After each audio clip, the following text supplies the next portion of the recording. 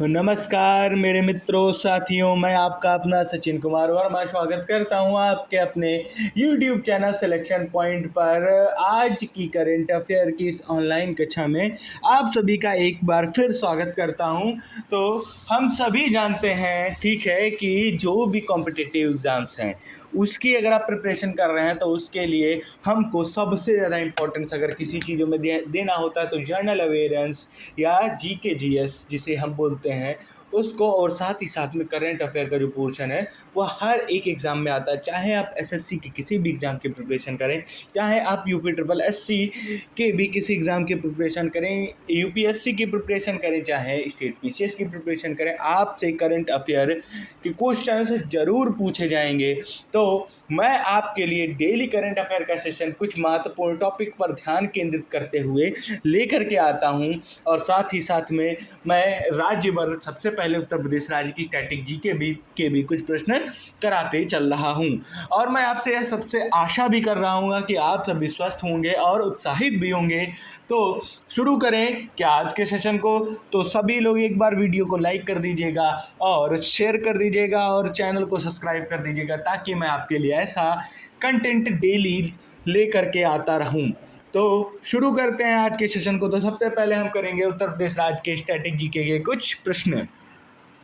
तो हमारा जो सबसे पहला प्रश्न है, उत्तर प्रदेश राज्य की स्थापना कब हुई थी। ठीक है, तो हमारा जो राज्य उत्तर प्रदेश है उसकी स्थापना कब हुई थी। तो हमारे ऑप्शन है, ऑप्शन ए 26 जनवरी 1950, ऑप्शन बी 24 जनवरी 1950, ऑप्शन सी 15 अगस्त 1947, ऑप्शन डी 1 नवंबर 1956। ठीक है, तो इस प्रश्न का जो सही उत्तर है वह 24 जनवरी 1950 है। ठीक है, बहुत लोगों का डाउट हो सकता है 1 नवंबर 1956, लेकिन 1 नवंबर 1956 को क्या हुआ था। 1 नवंबर 1956 को स्टेट्स रिकॉग्नाइजेशन एक्ट आया था, जिसको हम SRA भी बोलते हैं। ठीक है, SRA 1956। ठीक है, स्टेट रिकॉग्नाइजेशन एक्ट 1956 में आया था ठीक है, जिसको 1 नवंबर को पूरी तरीके से लागू किया गया था। ठीक है, जिसमें कौन सी नई स्टेट के बारे में दिया गया था, कर्नाटका। ठीक है, कर्नाटक के बारे में इस एक्ट में बताया गया था। बाकी 26 जनवरी बताने की आवश्यकता नहीं है और 15 अगस्त 1947 को भी बताने की आवश्यकता नहीं है। तो अब बढ़ते हैं हम अपने अगले प्रश्न की ओर। अगला प्रश्न है हमारा, उत्तर प्रदेश में स्थित है अतरंजी खेड़ा किस जिले में स्थित है। तो जो अतरंजी खेड़ा है वह है क्या। अतरंजी खेड़ा एक पुरातत्विक स्थल है जो बहुत महत्वपूर्ण इस दृष्टि से हो जाता है क्योंकि वहाँ पे कृषि के कुछ संसाधन पाए गए थे जो लगभग आज से 3 से 3,500 वर्ष पूर्व के थे, जिसमें ग्रामीण और शहरी जीवन के बीच का जो डिफरेंस था वह भी यह प्रदान करता है अतरंजी खेड़ा। ठीक है, और इसमें लोहे के हल और बहुत सारे उपयोग किए जाने वाले जो इंस्ट्रूमेंट होते हैं जो खेती में उपयोग किए जाते हैं, औजार, उन सब ये सब यहीं से प्राप्त किए गए थे खुदाई के दौरान अतरंजी खेड़ा में। तो ये कहाँ स्थित है। तो यह स्थित कहाँ है, हमारे ऑप्शंस है Kanpur, option B Agra, option C Etah, option D Meerut. तो इस प्रश्न का जो सही उत्तर है वह है एटा। एटा जिले के काली नदी के पास, कहाँ, काली नदी के पास जो है वह अतरंजी खेड़ा स्थित है। इस चीज़ को ध्यान रखेंगे, एटा जिले के काली नदी के पास अतरंजी खेड़ा स्थित है। ठीक है, इसको आप इस चीज़ से ध्यान रखेंगे, इसमें जो खुदाई की गई थी उसको वर्ष 1961 से लेके 62 के द्वारा अलेक्जेंडर कनिंघम के द्वारा सन 1961 से लेके 1962 तक की इस स्थल की खोज की गई थी। ठीक है, और यह इसमें कई प्रकार के मिट्टी के बर्तन और टेराकोटा की मूर्तियां भी प्राप्त की गई थी। ठीक है, अब बढ़ते हैं हम अपने अगले प्रश्न की ओर। अगला प्रश्न है हमारा, यूपी में किस जगह को बुद्ध का स्वर्ग से उतरना पर्व का संबंध है। ठीक है, तो प्रश्न है हमारा, बुद्ध का स्वर्ग से उतरना पर्व उत्तर प्रदेश की किस जगह से संबंध रख रहा है। तो हमारे ऑप्शन है, option A Sarnath, option B Fatehpur, option C Farrukhabad, option D Balrampur. इस प्रश्न का जो सही उत्तर होगा वह होगा फर्रुखाबाद। ठीक है, तो फर्रुखाबाद के सनकिशा, कहाँ, सनकिशा नाम की एक जगह है। ठीक है, वहाँ पर यह पर्व मनाया जाता है गौतम बुद्ध का स्वर्ग से उतरना नामक पर्व संकिसा नामक स्थान पर जिला फर्रुखाबाद उत्तर प्रदेश में मनाया जाता है। माना जाता है कि यह स्थान पर गौतम बुद्ध को स्वर्ग से पृथ्वी पर अवतरित हुए थे। ठीक है, आगे देखते हैं हम अपने अगले प्रश्न को। अगला प्रश्न हमारा क्या है, यूपी का कौन सा नगर गंगा डॉल्फिन की उपस्थिति के लिए जाना जाता है। ठीक है, तो गंगा डॉल्फिन उत्तर प्रदेश की किस जगह पे पाई जाती है। तो हमारे ऑप्शन है, option A Varanasi, option B Ballia, option C Kanpur, option D Prayagraj. ठीक है, तो जो गंगा डॉल्फिन है यह कैसी है, एक जो मीठा पानी होती है उसमें पाई जाने वाली डॉल्फिन की 4 प्रजातियों में से एक है। ठीक है, इसका जो साइंटिफिक नेम है उसको आपको पता होना चाहिए। ठीक है, उसको बोलते हैं पैलनेस्टा गैंगटिक। और मैं इस चीज़ जो गंगा डॉल्फिन है उसकी इन्फॉर्मेशन इतनी क्यों देना चाह रहा हूँ, क्योंकि भारत का जो राष्ट्रीय जलीय जीव है, ठीक है, वह कौन है, वह गंगा डॉल्फिन ही है। गंगा डॉल्फिन ही भारत का राष्ट्रीय जलीय जीव भी है। ठीक है, अब देखते हैं यह जो है इसका निवास स्थान कहाँ, गंगा नदी, ब्रह्मपुत्र और गंगा नदी और जो शंगु नदी है इस सब में पाए जाते हैं। तो यह मेन रूप से इसकी उपस्थिति अगर उत्तर प्रदेश में कहीं पाई जाती है तो वह पाई जाती है ऑप्शन ए वाराणसी में। ठीक है, तो ऑप्शन ए वाराणसी में गंगा डॉल्फिन की मुख्य रूप से उपस्थिति पाई जाती है। गंगा डॉल्फिन भारत का राष्ट्रीय जलीय जीव भी है। इसका साइंटिफिक नेम है पैलनेस्टा गैंगटिक और यह मीठे पानी की डॉल्फिन की एक प्रजाति है। अब बढ़ते हैं हम अपने अगले प्रश्न की ओर। अगला प्रश्न है, उत्तर प्रदेश में सरकारी वन क्षेत्र का प्रतिशत क्या है। तो हमारा जो उत्तर प्रदेश राज्य है उसमें कुल सरकारी वन क्षेत्र का प्रतिशत क्या है। ठीक है, तो मतलब पूरे भारतवर्ष में अगर देखा जाए तो उत्तर प्रदेश राज्य में कुल कितने प्रतिशत वन है। तो हमारे ऑप्शन हैं, option A 11.34%, option B 6.88%, option C 18.54%, option D 8.10%। तो इस प्रश्न का जो सही उत्तर है तो भारत का कुल 6.8% जो सरकारी वन है वह उत्तर प्रदेश राज्य में पाया जाता है।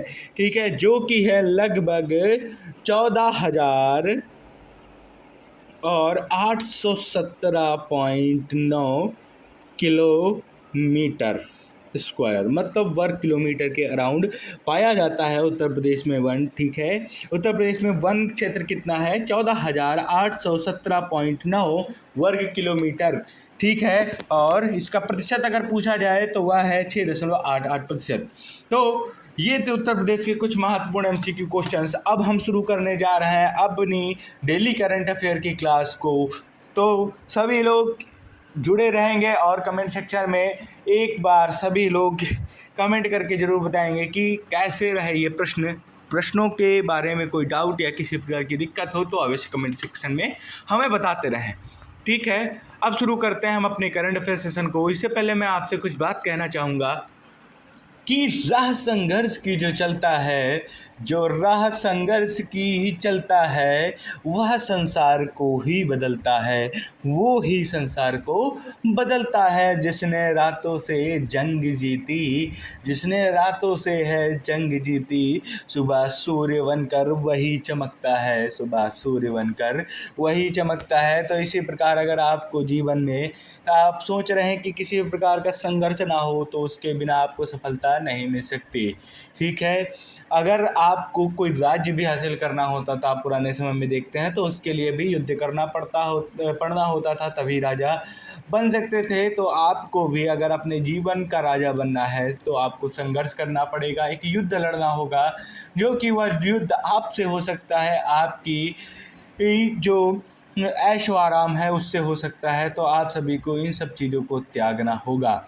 ठीक है, आपको जब तक सफलता नहीं मिलती तब तक आप अपने जीवन में जितना संघर्ष कर सकते हैं आप करते रहिए।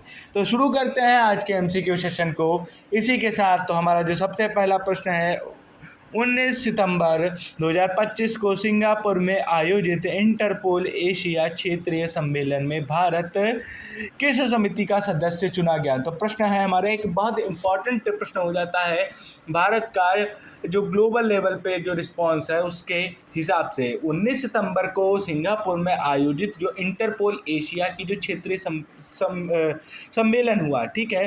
तो जो इंटरपोल एशिया जो है उसका जो क्षेत्रीय सम्मेलन किया गया, तो उस समिति में उस सदस्य जो है उसमें जो समिति है उसके सदस्य के रूप में भारत को चुना गया।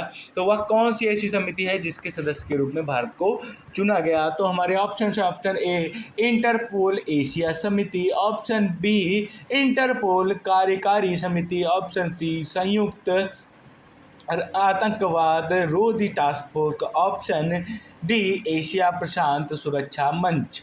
ठीक है, तो इंटरपोल की कौन सी ऐसी जो समिति है जिसके सदस्य के रूप में भारत को चुना गया? तो हमारे ऑप्शंस हैं इंटरपोल एशिया समिति, इंटरपोल कार्यकारी समिति, संयुक्त आतंकवाद रोधी टास्क फोर्स एंड एशिया प्रशांत सुरक्षा मंच। तो इस प्रश्न का जो सही उत्तर है इंटरपोल एशिया समिति के सदस्य के रूप में भारत को सर्वसम्मति से चुना गया। ठीक है, देखते हैं उत्तर। इंटरपोल एशिया समिति ही है। व्याख्या यह है कि भारत इसके सदस्यों की सर्वसम्मति से एशिया समिति का क्या है सदस्य चुना गया है। अब देखते हैं हम अपने अगले प्रश्न की ओर। अगला प्रश्न है सीमा सड़क संगठन, जिसको हम बोलते हैं बॉर्डर रोड ऑर्गेनाइजेशन, की किस योजना ने कारगिल लद्दाख में अपना 15वां स्थापना दिवस मनाया? ठीक है, तो बॉर्डर रोड ऑर्गेनाइजेशन ने कौन सी परियोजना के तहत कारगिल में अपना 15वां स्थापना दिवस मनाया? तो हमारे ऑप्शन है ऑप्शन ए प्रोजेक्ट विजयक, ऑप्शन बी प्रोजेक्ट हिमांक, ऑप्शन सी प्रोजेक्ट दीपक, ऑप्शन डी प्रोजेक्ट उन्मुक्त। तो इस प्रश्न का जो सही उत्तर होगा वह है ऑप्शन ए प्रोजेक्ट विजयक।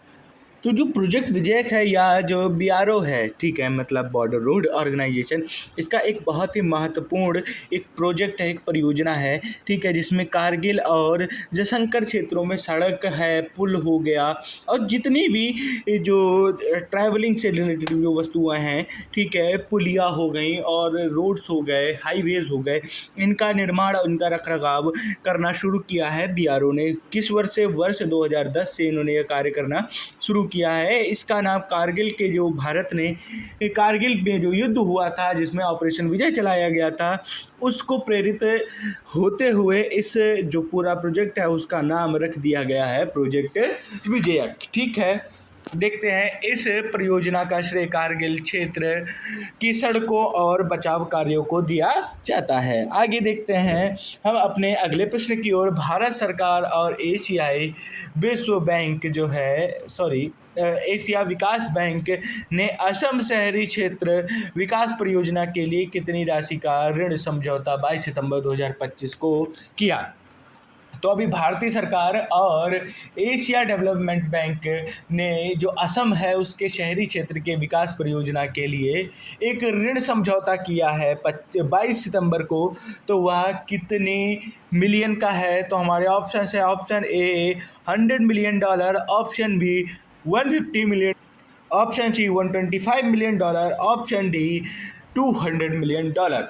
ठीक है, तो असम के शहरी क्षेत्रों की विकास परियोजना के लिए एशिया डेवलपमेंट बैंक और इंडियन गवर्नमेंट के द्वारा एक जो राशि समझौता है वह किया गया। तो वह 22 सितंबर को किया गया। तो वह कितने रुपयों का था? 100 मिलियन, 150 मिलियन या 125 मिलियन डॉलर या 200 मिलियन डॉलर? तो यह जो परियोजना है वह 125 मिलियन डॉलर का ऋण जो है एशिया डेवलपमेंट बैंक ने भारत सरकार को दिया है। इस परियोजना के लिए भारत सरकार और ADB के बीच 125 मिलियन का ऋण समझौता हुआ। यह असम के शहरी आधारभूत संरचना के विकास के लिए किया गया है। ठीक है, तो असम में विकास के लिए यह कार्य किए गए हैं। अब बढ़ते हैं हम अपने अगले प्रश्न की ओर। अगला प्रश्न है हमारा एक इम्पॉर्टेंट प्रश्न हो जाता है इन्वायरमेंट और बायोडाइवर्सिटी को देखते हुए।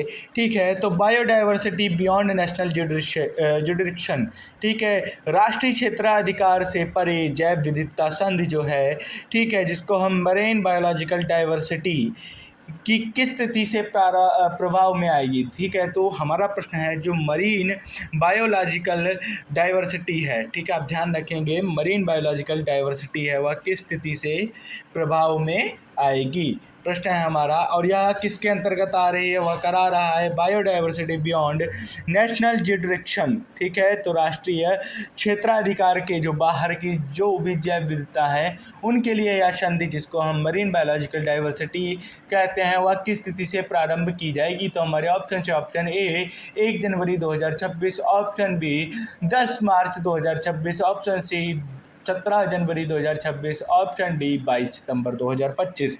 तो इस प्रश्न का जो सही उत्तर है वह है 17 जनवरी 2026 को मरीन बायोलॉजिकल डाइवर्सिटी जो है उसको प्रभाव में लाया जाएगा। ठीक है, तो यह जो संधि है वह समुद्र जैव विविधता के संरक्षण के लिए लागू होगी। कब से? 17 जनवरी 2026 को। अब यह 17 जनवरी को लागू हो रही है। तो ठीक है, सबसे पहले आप ध्यान देंगे कि जो 19 जून 2023 को जो राष्ट्रीय क्षेत्राधिकार से परे समुद्र जैव विविधता का जो समझौता है वह कराया गया था, और यह जो आता है संयुक्त राष्ट्र समुद्र कानूनी सम्मेलन के अंतर्गत यह महत्वपूर्ण कार्य कराया गया था। किसके द्वारा? जिसको हम यूएन क्लोज के नाम से भी जानते हैं, संयुक्त राष्ट्र समुद्री कानून सम्मेलन भी इसे बोलते हैं। इस चीज़ का ध्यान रखिएगा।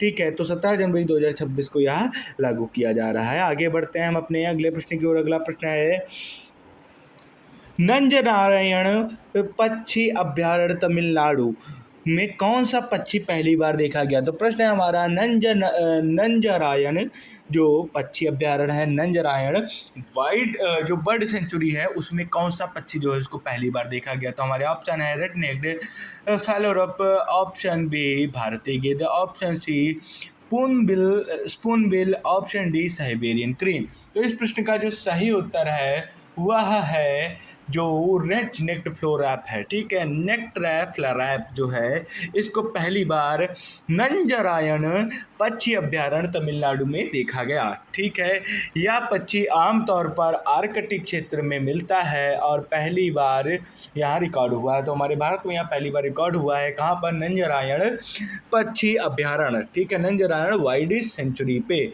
आगे बढ़ते हैं हम अपने अगले प्रश्न की ओर। अगला प्रश्न है हमारा, ब्रिटेन के प्रधानमंत्री कियर स्टीमर को भारत यूके एफटीए के योगदान के लिए कौन सा सम्मान मिला? ठीक है, तो ब्रिटेन के जो प्रधानमंत्री हैं कियर स्टीमर, ठीक है, उनको भारत और यूके के बीच में जो फ्री ट्रेड एग्रीमेंट हुआ था उसके लिए, उसके योगदान के लिए उनको कौन सा सम्मान प्राप्त हुआ? तो ऑप्शन है भारत यूके दोस्ती पुरस्कार, option B global bridge award, option C living bridge award, option D commerce and trade award. ठीक है, तो भैया जो के स्ट्रीमर जी हैं उनको भारत और यूनाइटेड किंगडम के बीच के जो फ्री ट्रेड एग्रीमेंट के बाद उनको लिविंग ब्रिज अवार्ड जो है वह प्रदान किया गया, लिविंग ब्रिज अवार्ड प्रदान किया गया। यूके के सहयोग हेतु उनको, भारत और यूके के सहयोग हेतु उनको यह अवार्ड दिया गया। आगे बढ़ते हैं हम अपने अगले प्रश्न की ओर। 71वां फिल्म फेयर जो फिल्म पुरस्कार है उसमें दादा साहब फाल्के पुरस्कार किसे मिला?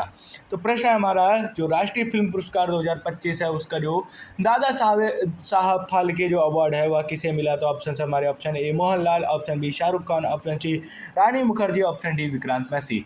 ठीक है, तो आपको पता होना चाहिए जो मोहनलाल जी हैं उनको राष्ट्रीय फिल्म पुरस्कार के दौरान दादा साहब फाल्के अवार्ड मिला। ठीक है, मोहनलाल जी आप जानते हैं साउथ के बहुत फेमस एक्टर भी हैं। ठीक है, शाहरुख खान को जवान के लिए बेस्ट एक्टर का अवार्ड मिला, रानी मुखर्जी को मिस चटर्जी के लिए बेस्ट एक्ट्रेस का अवार्ड मिला, और विक्रांत मैसी को 12th फेल के लिए भी एक बेस्ट एक्टर का अवार्ड मिला है। ठीक है, देखते हैं इधर भारतीय सिनेमा में विशिष्ट योगदान हेतु मोहनलाल जी को क्या है, दादा साहब फाल्के पुरस्कार प्रदान किया गया। आगे बढ़ते हैं हम अपने अगले प्रश्न की ओर। पीएम जय, जिसको हम आयुष्मान भारत भी कहते हैं, इसकी जो 7वीं वर्षगांठ है वह कब मनाई गई? ठीक है, तो इस प्रश्न का जो सही उत्तर होगा वह क्या होगा? तो हमारे ऑप्शन है, ऑप्शन ए 15 सितंबर 2025, ऑप्शन बी 20 सितंबर 2025, ऑप्शन सी 23 सितंबर 2025, ऑप्शन डी 25 सितंबर 2025। ठीक है, तो आप सभी को पता होना चाहिए कि 2018 में आयुष्मान भारत योजना को शुरू किया गया था। कब शुरू किया गया था? यह शुरू किया गया था 23 सितंबर को। और 23 सितंबर को अब हम कौन सा दिवस मनाते हैं? 23 सितंबर को हम कौन सा दिवस मनाते हैं? आयुर्वेद दिवस मनाते हैं। ठीक है, अब देखते हैं हम ठीक है, अगले प्रश्न को उससे पहले जानते हैं 2018 में शुभारंभ हुई थी इस योजना का और 7वीं वर्षगांठ 2025 में इसकी मनाई गई। अगला प्रश्न हमारे सामने है 22 सितंबर 2025 को नई दिल्ली में मानेकशॉ सेंटर में प्रथम त्रिसेवाएं अकादमिक प्रौद्योगिकी संगोष्ठी जिसको टी शैट्स भी बोलते हैं का उद्घाटन किसने किया? तो आप सभी को पता होना चाहिए जो सैम मानेकशॉ सेंटर जो है वह भारत के जो पहले और एकमात्र फील्ड मार्शल सैम मानेकशॉ जी के नाम पे मानेकशॉ सेंटर जो है वह दिल्ली में है और वहाँ पे प्रथम त्रिसेवाएं अकादमी प्रौद्योगिकी संगोष्ठी हुई थी। उसका उद्घाटन किसके द्वारा किया गया? तो हमारे ऑप्शन है ऑप्शन ए रक्षा मंत्री राजनाथ सिंह, ऑप्शन बी थल सेना अध्यक्ष Upendra Dwivedi, option C chief of defence general Anil Chauhan ji, option D DRDO प्रमुख डॉक्टर समीर वी कामत। ठीक है, तो इस प्रश्न का जो सही उत्तर है वह है chief of defence general Anil Chauhan ji ने प्रथम त्रिसेवाएं अकादमी प्रौद्योगिकी संगोष्ठी का उद्घाटन किया मानेकशॉ सेंटर नई दिल्ली में। ठीक है, यह संगोष्ठी रक्षा सेवाओं में तकनीकी नवाचार बढ़ावा हेतु पहली बार आयोजित की गई है। ठीक है, तो भैया जो टेक्नोलॉजी है उसका जो डेवलपमेंट है वह चाहती है हमारी जो डिफेंस काउंसिल्स हैं इसके लिए यह जो नवाचार है इसके लिए यह संगोष्ठी आयोजित कराई गई नई दिल्ली में मानेकशॉ सेंटर पर। आगे बढ़ते हैं हम अपने अगले प्रश्न की ओर। अगला प्रश्न है हमारा इंडस बैंक ने अपना नया CFO 22 सितंबर 2025 को किसे नियुक्त किया? ठीक है, तो इंडस लैंड जो बैंक है उसके द्वारा पहला मतलब जो 22 सितंबर 2025 है उसका जो नया CFO जो है वह कौन नियुक्त किया गया? तो हमारे ऑप्शन है ऑप्शन ए हमारा जो है वह है बिरल Damania, option B Santosh Kumar, option C Rajiv आनंद, ऑप्शन डी समीर गोखले। तो इस प्रश्न का जो सही आंसर है वह है ऑप्शन ए विरल दमानिया जी को CFO बनाया गया है इंडसलैंड बैंक का। ठीक है, विरल दमानिया को बैंक के वित्तीय नीति के लिए उत्तरदायी नियुक्त किया गया है। आगे बढ़ते हैं हम अपने अगले प्रश्न की ओर। अगला प्रश्न है 22 सितंबर 2025 को भारत ने रक्षा सहयोग का MOU किस देश के साथ किया? ठीक है, तो MOU क्या होता है? मेमोरेंडम ऑफ अंडरस्टैंडिंग होता है MOU। तो मेमोरेंडम ऑफ अंडरस्टैंडिंग भारत ने रक्षा सहयोग के लिए किस देश के साथ किया? तो हमारे ऑप्शन है ऑप्शन ए मिस्र, option B Algeria, option C Morocco और ऑप्शन डी ट्यूनीशिया। तो इस प्रश्न का जो सही उत्तर है भारत ने मेमोरेंडम ऑफ अंडरस्टैंडिंग 22 सितंबर 2025 को मोरक्को के साथ किया। किसके साथ किया? मोरक्को के साथ किया।